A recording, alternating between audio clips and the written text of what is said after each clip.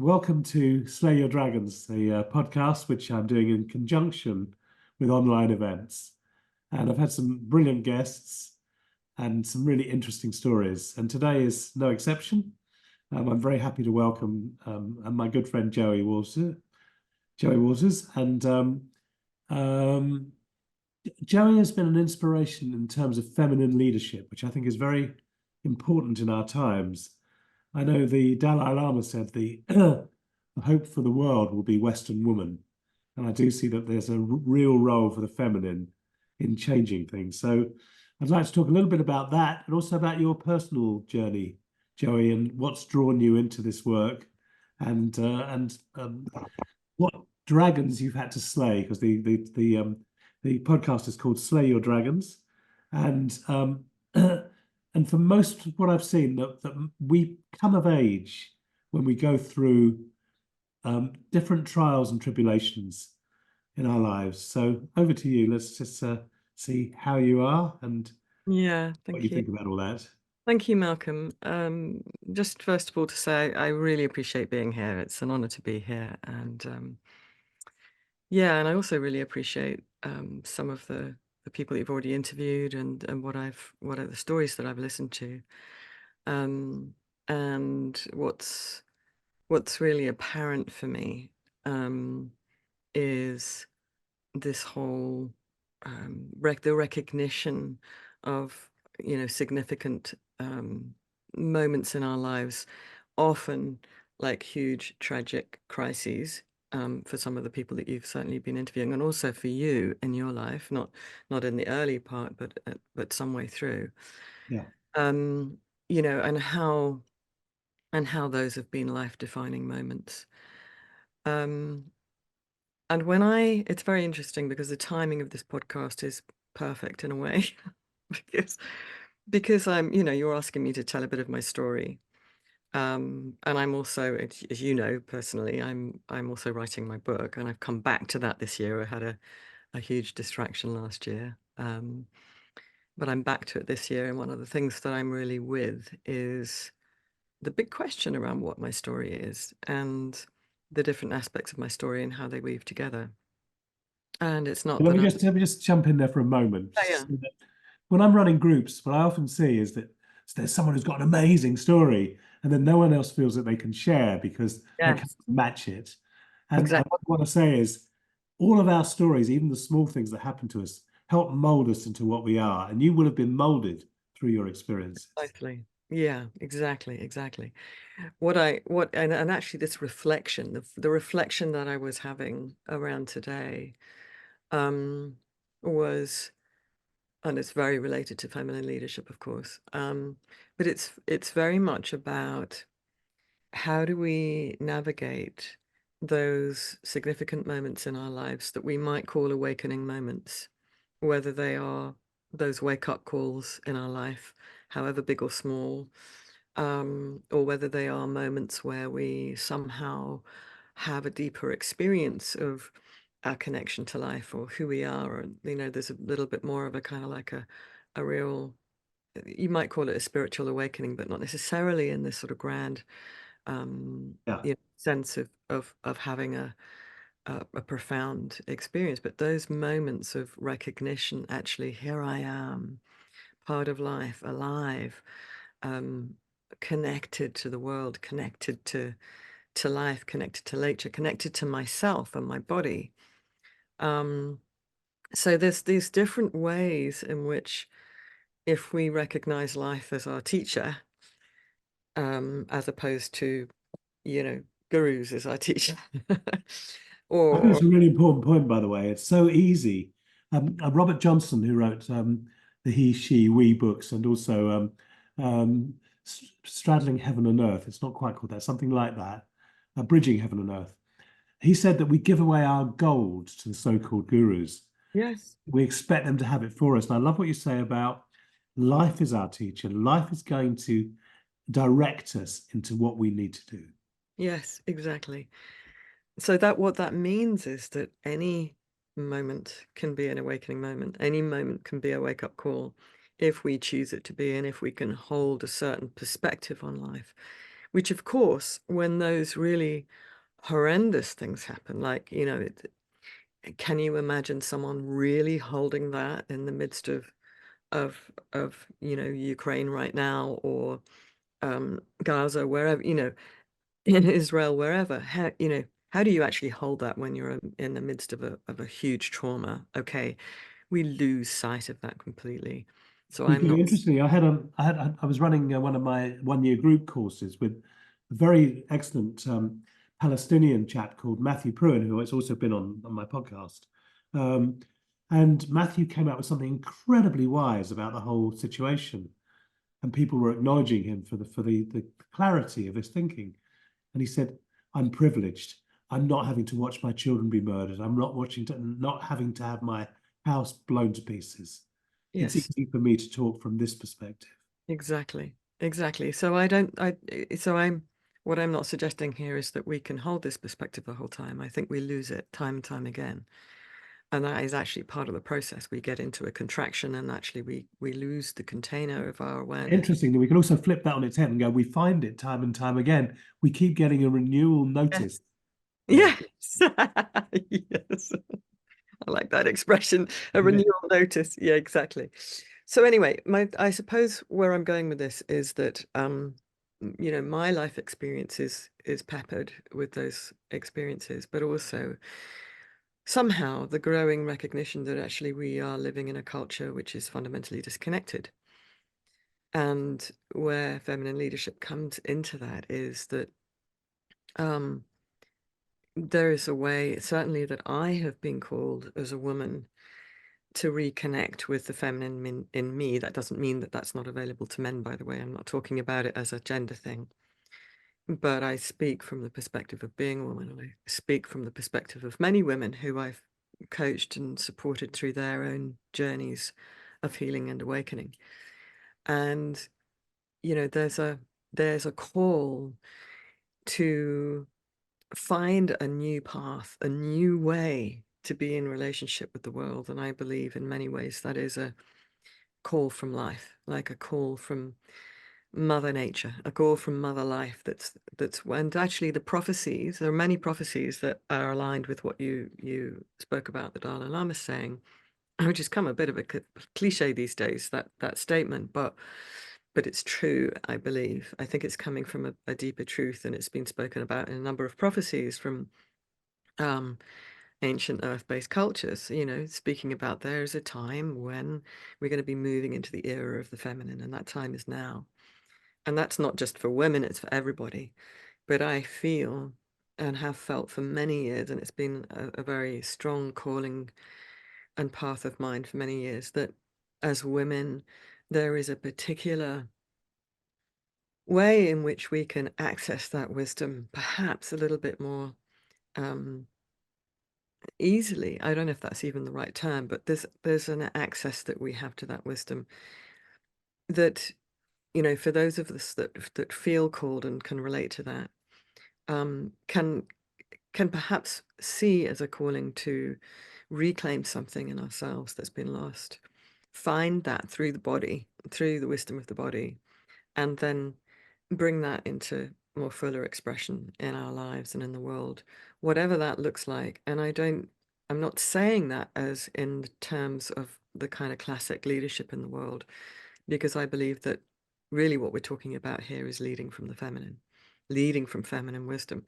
which means bringing it into balance with the masculine, not Exactly. having the Yes. feminine dominate over masculine inside us, but bringing it back into balance, because clearly we're out of balance. There's such a disconnection and suppression of feminine culturally, energetically, and culturally. And Uh, it's interesting, Joey, because that's like I sort of wonder whether your stance is what you would hope we're becoming or what you can see we're becoming.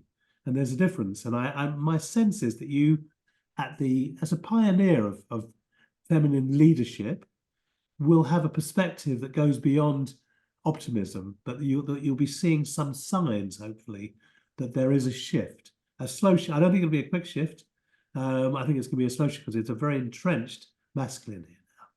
no, this is very interesting because, you know, I think that's part of the dance. do we believe? What do we believe? And what do we really sense from a deeper knowing in Or ourselves? are we New Agey philosophers who have got some Yeah. random idea that has no grounding in real life?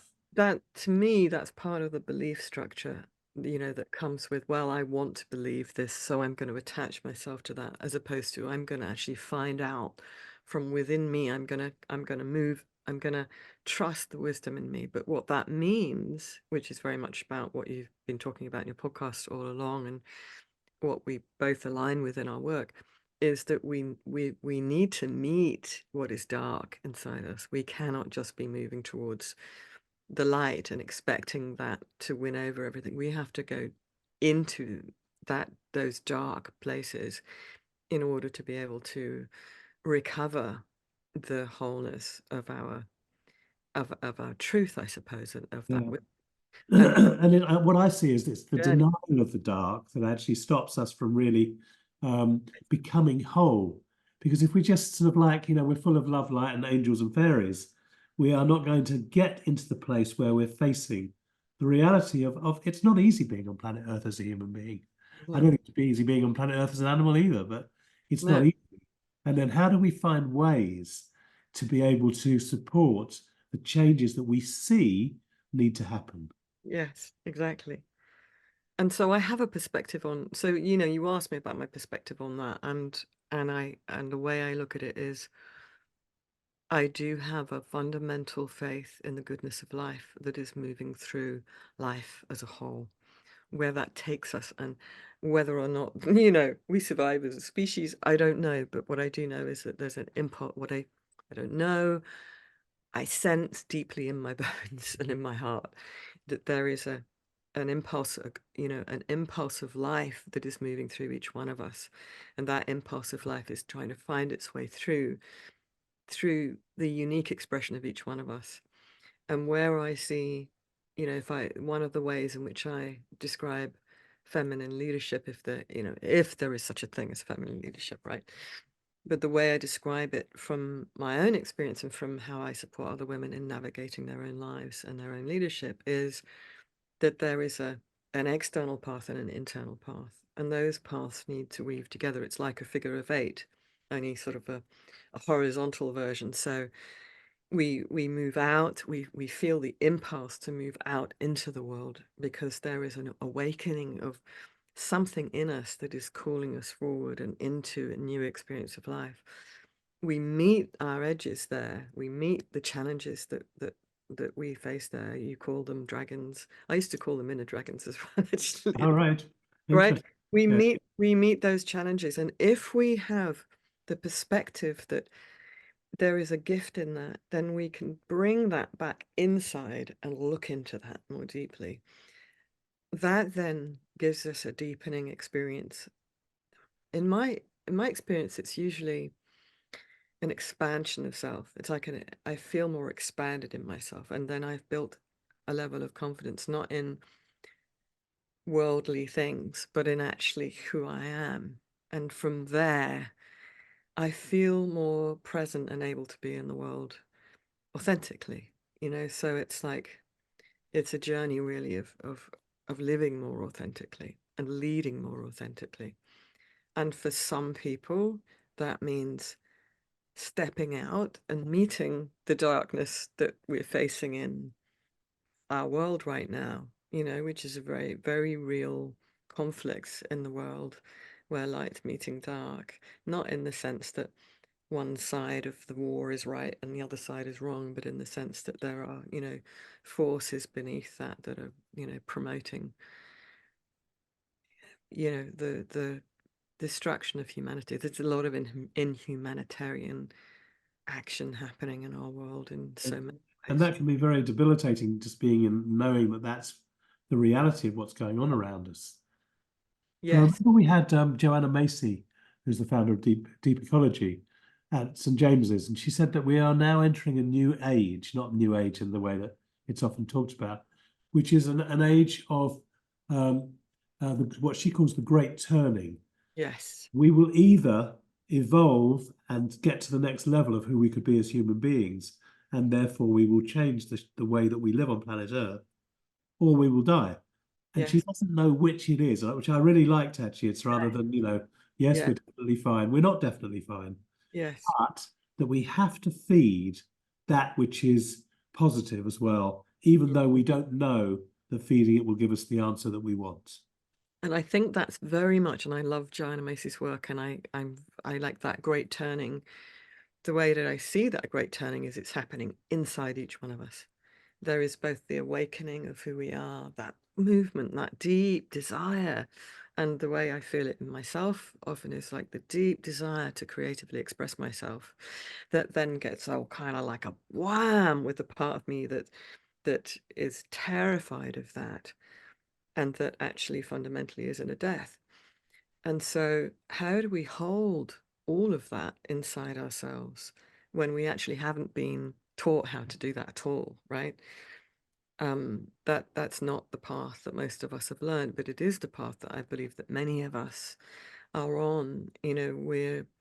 We're in order to wake up to the potential that we hold to Yeah. find our way through this, we have to meet all of the parts of us that have been in denial. And I think, a big part of that is how we have suppressed so much of our emotion, which is life, fundamental life energy that's been locked down and suppressed. And so I know a lot of Joanna's work is also around grief, and that's a lot of the work that kind of comes into my circle work as well, is really being able to meet the depths of grief that we need to touch in order to open enough to a field of That's love. very key that we go to the places which most people would not willingly. I mean, none of us wish for the tragedies that happen in life. Yeah, It's not. I used to think that um, because I was a good person, that I was not being given difficult tasks to manage, and that's rubbish. I think that we get what we get, but how we manage it is what evolves us as human beings. exactly, exactly. Yeah, and maybe that's a good point to sort of speak a little bit about some aspects of my story. I don't have a chronological. I do actually have. I mean, I can't go into it now because it would take too long. But there's definitely, in my journey, it helps me to see my journey through the lens of feminine awakening, of awakening that feminine in me, to bring it into balance with the masculine inside myself. And if I own that journey inside myself, then I stand a chance of bringing some of that balance into the world through my work, and through, if I look at this through the lens of dragons I've had to slay. Fundamentally, it's that shame of the feminine, shame around my emotions, not being good enough with all of the qualities of my feminine self, and feeling that I've had to kind of suppress that in order to fit into society's mold of what it is to be successful. And I know I'm not alone in that as a woman, and nor am I alone in that. Um, many men also feel that kind of pressure from our very, patriarchal, masculine dominated culture, where, achievement, overachievement, and, action and constant doing, and, you know, seeing emotion as weak is the dominant force in a way. And so, That's a very important point that emotion is actually essential. I don't trust people who don't show their emotions because it means that they're sort of coming from the neck upwards. But I also there's a balance to be struck because people who are completely flooded by their emotions are also it's that they feel like they're too much to handle. yeah, and I think both of Yeah, those things come from a lack of capacity to hold ourselves emotionally, because that's the thing. one is Yes. filling it out and one is shoving it away. And so that's definitely been the journey for me, is how do I hold myself in a way that can allow that energy to move through me without it being, because often when it spills out unconsciously because it's got nowhere else to go. And so it's a projection out off and onto others of the energy I can't hold in myself. I put it on someone else because I Yeah. can't hold it in myself. And that's the nature of when we get triggered and we react from our triggering. It's like I can't hold that. And And then do we have practices that help us hold it? Because of course, meditation for me is a valuable practice, because if I can truly find the meditative space, if I can truly breathe through struggles, I'm finding some resources inside myself. yes, exactly. Yeah. So, well, let me tell you, I mean, can I say a little bit? I'll say a little bit about my story around. There's a couple of pieces to it, but maybe I'll just go to the piece that was, most prominent recently, which is my journey of having a breast cancer diagnosis, and what happened for me in that experience. I mean, was pretty amazing when I look back, and I know that my experience of that is very kind of minimal, and I was very lucky compared to where a lot of what a lot of women have had to cope with in fighting any kind of cancer. But breast cancer is there's something around breast cancer that I believe has to do with a wounding of the feminine. I don't necessarily need to go into that, but mine was a left breast lump. It was a complete shock to me that it was there, um, and the experience that I had of that was in the shock, maybe the sort of moving out of shock part of it was moving into intense fear. When I sort of really, really felt into, well, what does this mean? That kind of shattering moment of truth. And so, I had to face this intense fear. And I know that there were, part of how I was leaning towards dealing with that was get this thing out of me. And I think this is like, get this out. This is a kind of like a poison in my system that I need out of my system. Somebody just take it out. And of course, what that's really saying is I can't hold the fear that this is bringing up for me. I want the fear out of my system. So what I had to Then learn, it's not someone else doing it for you, it's you having to do it for yourselves. it's me having to face what it brought up for me, Yes. right? Because the deeper truth in that moment was right there and then. Yes. I wasn't fighting for my life in that moment. I was just dealing with a cancer diagnosis, right?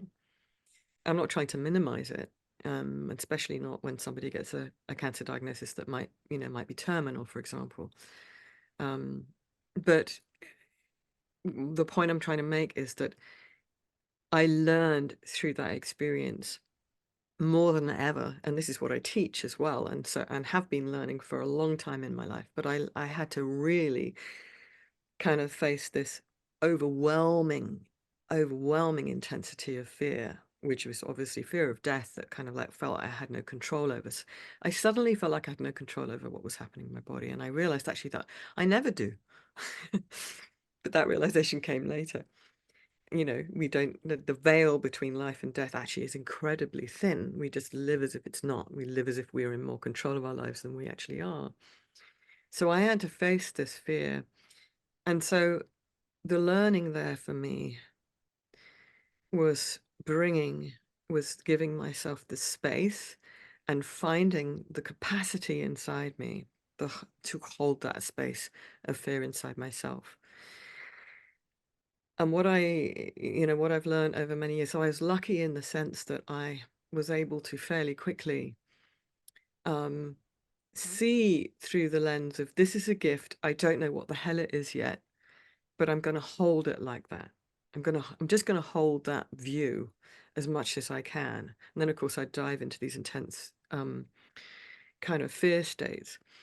But the thing that helped me find that capacity to hold myself was being held by others. And I think this is a really important point because you say, how do we learn to do that? And I think there are times in our lives where we cannot hold ourselves. Yeah. I Yeah. think a lot of people think that, the greatest, when we've really made it to our kind of transformational potential, that's when we can hold anything. And maybe that's true for enlightened beings, that, just are really so ready for death that fear just doesn't touch them, right?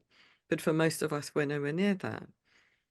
So, so what was important for me was to be able to be with that fear and not ride over it and not just go with the get this out of me thing, but to be met by someone. And luckily I had people in my life that could actually really meet me there. And then when I really dropped through that, which took a lot, I came out to another place in which I could actually genuinely hold this cancer in me and welcome it in. And that was a turning point for me. Okay, I can really welcome something that without that awareness and without the support, I would actually find really hard to hold inside myself. So the support's very key, and especially in the whole concept of slay your dragons was based around a number of practices. One of those practices is the creation of sangha, which is a Buddhist term Okay. for creation of community of others of like mind. Now, Yes. you and I, along with our friend Nicholas Yanni, are in a regular ongoing triad, a three-person group. We meet to support each other. We talk about what's going on in our lives. We give perspectives. Yeah. And for me, well, the I Ching says, until we reach a certain stage in our evolution, not only do we need the support of others of like mind, we have a duty to seek their support. And what I'm hearing is that your Sangha would already have been in place because you can't suddenly create it out of nowhere. It was Exactly. already building for you. I had you, Nicholas. I had a number of other sanghas in my life, circles and sanghas in my life, and individuals. So and I've built that over time. And actually, that's come from an experience of being very isolated, which of course is another experience that many women have on their path. It's like I'm all alone, which is why I'm doing the circle work I'm doing. It's another form of sangha. It's like we need to come together again. We need, and of course that's really part of what Joanna Macy is talking about in The Great Turning. Is like we're moving into a time where we actually are related to one another in a way that recognizes we need one another in order to survive and thrive. Yeah. And we need our relationship with the earth too. So yes, that I was able to really, really draw on that. And not only that, but actually that other piece, which is also a very important, I think really all the kind of qualities of the feminine, if you like, not like I say, not saying this is about women and men, but or anything in between, but that in a sense, if we see that, but perhaps this is also language of the I Ching, that the feminine is more the receptive principle, right?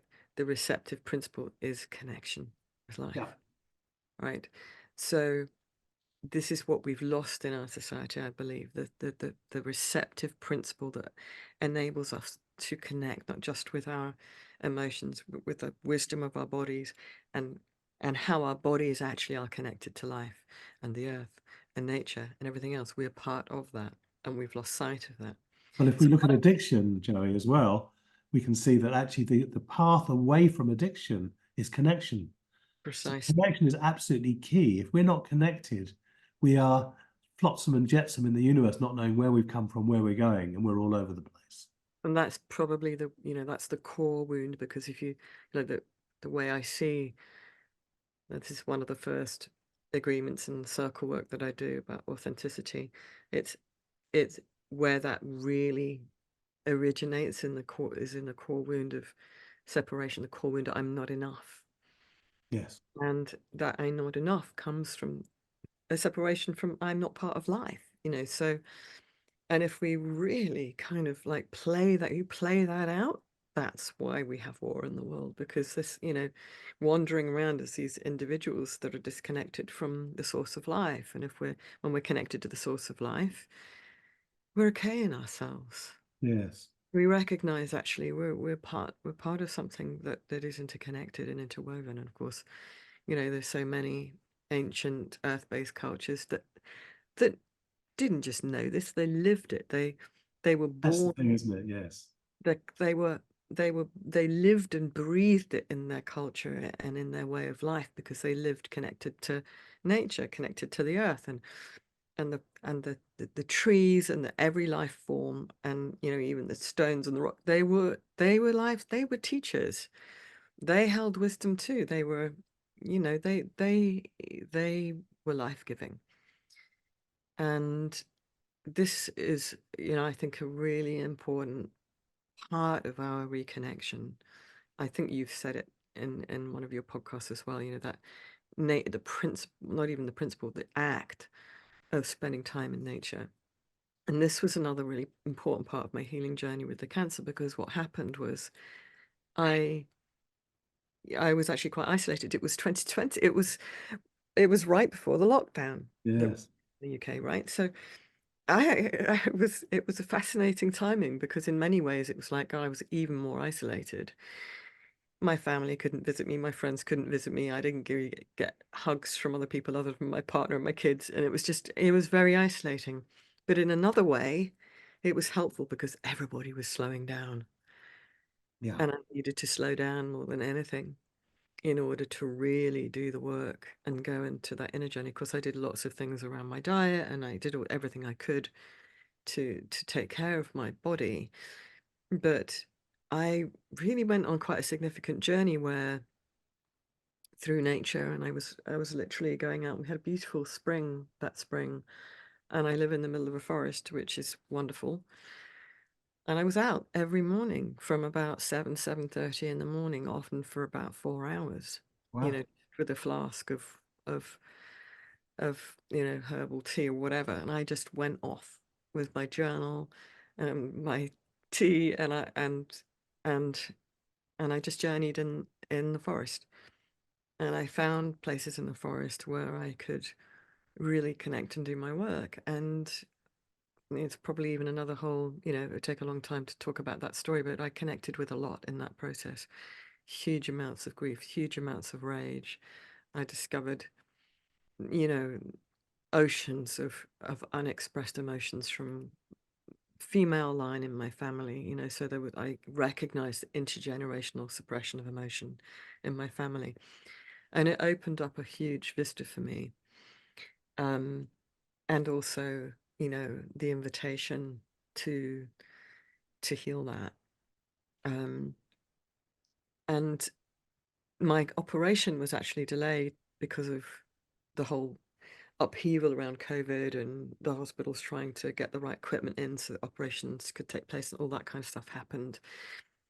And actually, I was really grateful for the delay. It wasn't a very long delay in the end, but I remember thinking, oh, good, I've got more time to investigate this thing in my breath that's shown up, you know, I understand that. Yes. it was really interesting. And so in that time, I really built a different relationship with it. And then I decided I was going to create a healing sangha, if you like, a healing circle around my operation. And I was going to treat my operation. You may remember this. I'm sure I told you about it at the time, but, you know, and I treated my operation as a ceremony. And I invited people to light candles or light fires and say some prayers and send their prayers in to a friend of mine. And it was, you know, I turned it into a beautiful experience, and it really was quite a beautiful experience. Isn't that wonderful having enough self-belief that you can invite people to participate in your healing? Because a lot of people shrink in the face of their suffering. Yeah, and I had to be careful. It was kind of like it was quite close circles. I'm not, you know, I wasn't ready to blast it all over social media. I couldn't do that, and nor am I. I'm not very efficient at blasting anything over social media. That's just not my way. No. But I needed to, yeah, I needed to not be alone in it. And yeah, I just thought, no, I'm gonna share this, and I'm gonna invite other people to share in it with me. And it really was, yeah, quite beautiful. And then I allowed myself to have 6 months of spaciousness, and I put myself in a space. Actually, it was this space here, which is my kind of like little sanctuary space. But I actually took myself up. I slept up here. I did a lot of practice, and yeah, so I came away from it recognizing, you know, that this was a gift. It really was a gift, and I was thankful for it. But I also am not, you know, blind enough to to think that, well, that's the be all and end all.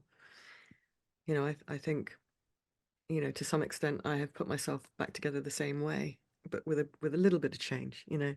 And I think for some people those momentous fractures, life fractures, you know, where the experience is shattering, they either stay shattered, you know, and, you know, which is, you know, tragic when that happens to people, or they find a way to come back together, but they come back a new person, you know. And I think so. I think coming back to our original conversation about, you know, our life experience, life as a teacher, if we can see those any moment where we're thrown into fear, where we're thrown into that kind of place of where we're triggered somewhere, it's like, how can we hold that and see that as a potentially awakening moment?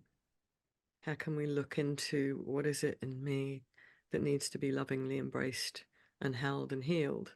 Yeah.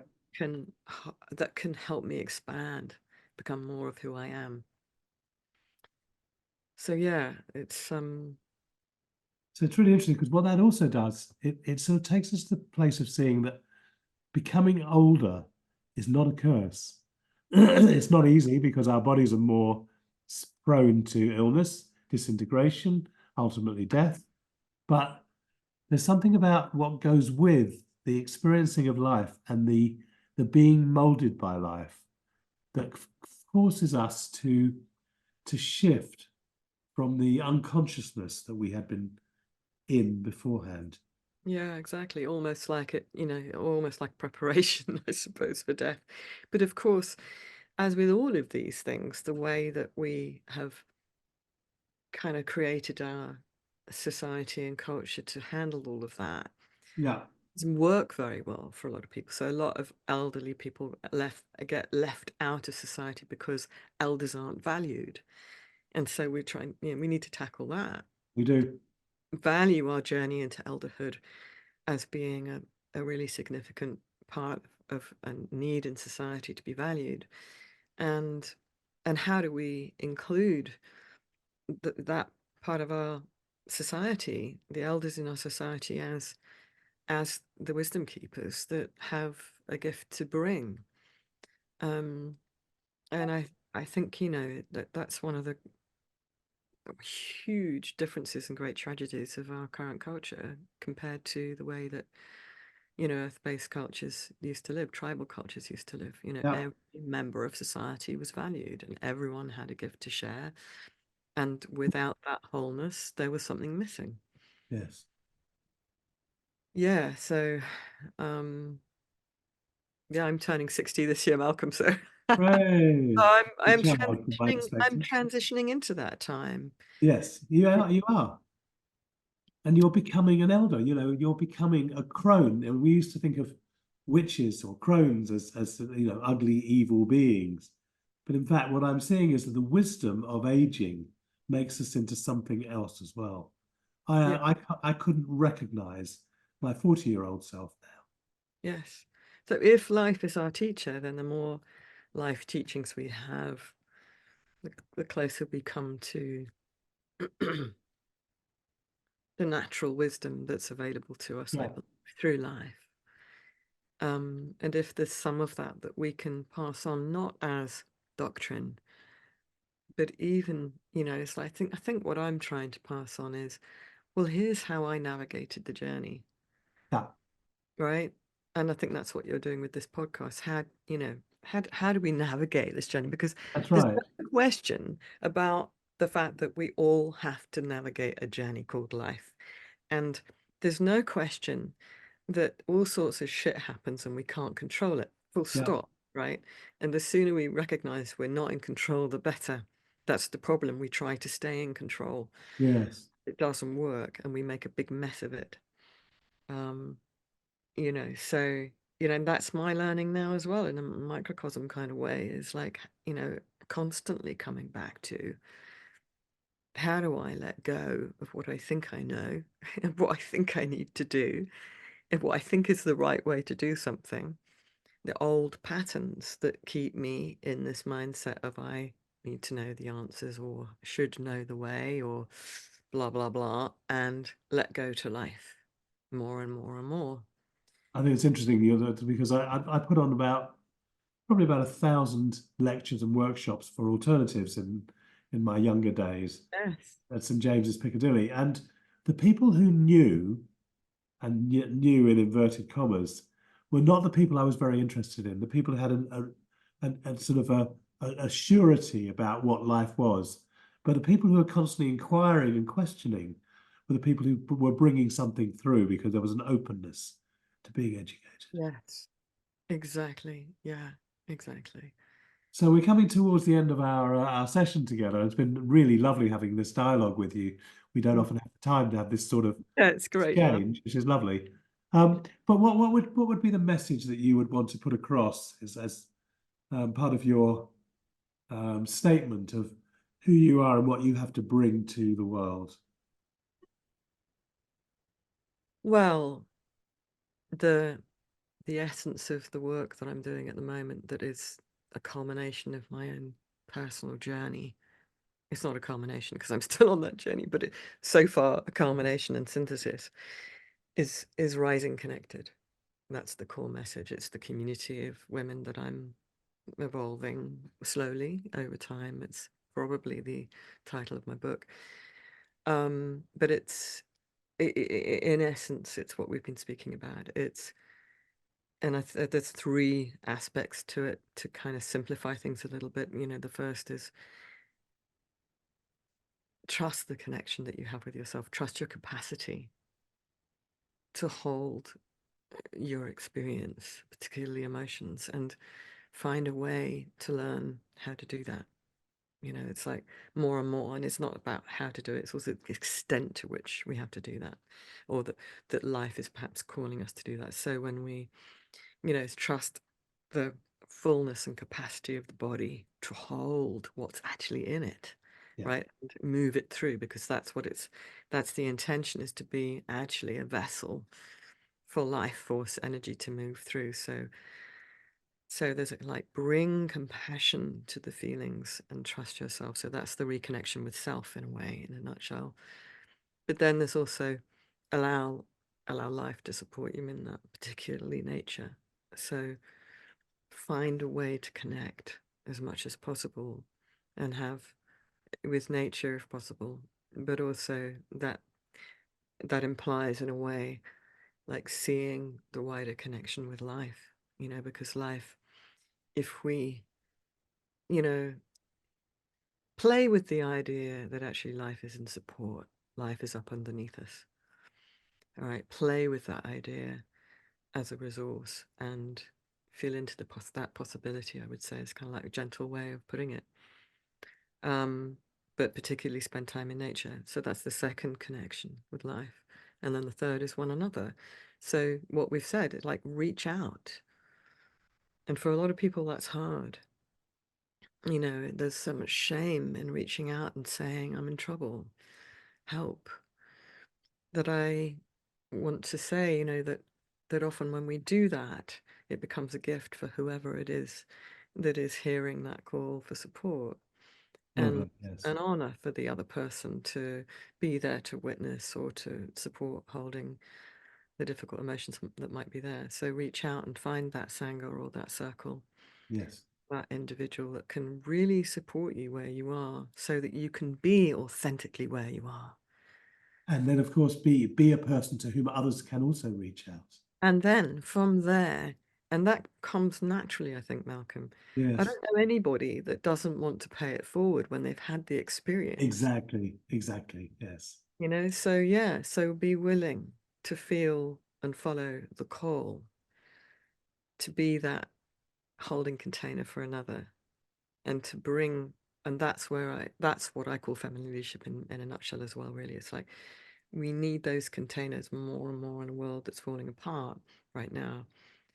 So how can we, this is the other important message, don't try and be perfect before you do that, right? We're all capable. It's like, go the next step, because that next step is going to take you to the next teaching, the next Yes. teaching, right? Well, there's the great line of Leonard Cohen's, of course, forget your perfect offering. There's a crack. Yeah. That's how the light gets in. Don't try to be perfect. We're not going to be perfect, but we're perfectly ourselves and who we are, and we can remain true to ourselves as much as possible. Exactly. And there's so much, it's like we just like, if all we do is just come back to that place of humility in ourselves, we Yeah, are who we are, and do our best to let go of needing to be special or needing to be anything other than where and how we are right now in this moment, then that's where true healing and potential lies. That's where our true power lies, I believe. lovely. Yeah. Joey, thank you so much. It's been really such a great pleasure having you on this show, and Oh. I look forward to hearing the completed product. So we'll be in touch again soon as well. Anyway, Yeah, I'll send you the recording once I have it. brilliant. Thank you, Malcolm. I really appreciate having this conversation. It's been lovely. And Yeah. thank you, Owen, as well. Thank you. Mm. Thank you. Bye for now. Ciao. Bye.